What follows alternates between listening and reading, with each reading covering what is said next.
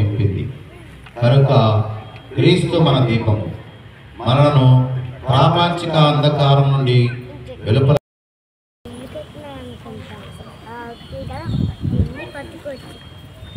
నాడు నేడు ఉన్న క్రీస్తు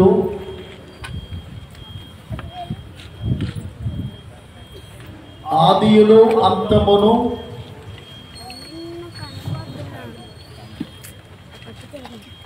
ఆల్ఫా ఒమేగా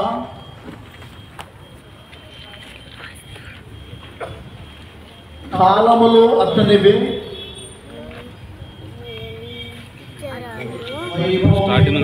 యుగములు అతని ఆధీనమే. అతనికే మహిమాధికారములు శాశ్వతముగా యుగములు చెల్లును గాక.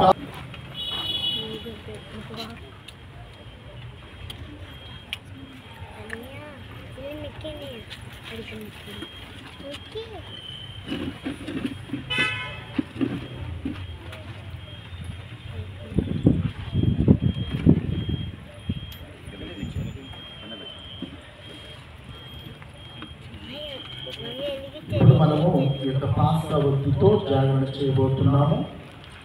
ఈ యొక్క పాస్కావృత్తి ప్రదర్శన చేయొచ్చు. మనందరం కూడా ఏర్పాటైనటువంటి స్థలములకు వెళుతూ మరి ఈ యొక్క పాస్కావృత్తిని ఎత్తి పట్టుకొని ఇదిగో క్రీస్తు జ్యోతి అని గురువు చెప్పినప్పుడు మీరందరూ కూడా సర్వేశ్వరునికి వందనములని మొదలుపెడుతుంది.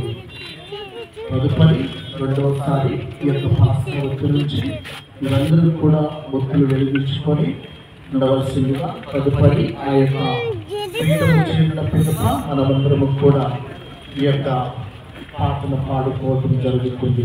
కాబట్టి ఈ యొక్క పాస్కా స్తుతి గీతము అన్ని స్తుతి గీతాలకు ఒక వైభవపేతమైనటువంటి గీతము.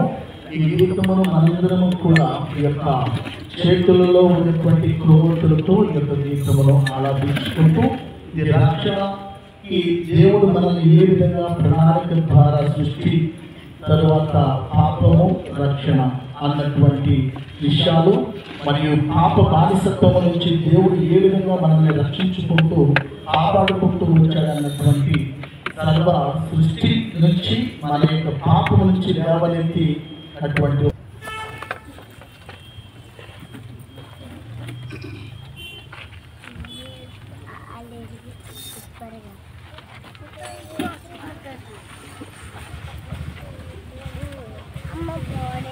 ఇదిగో క్రీస్తు జ్యోతి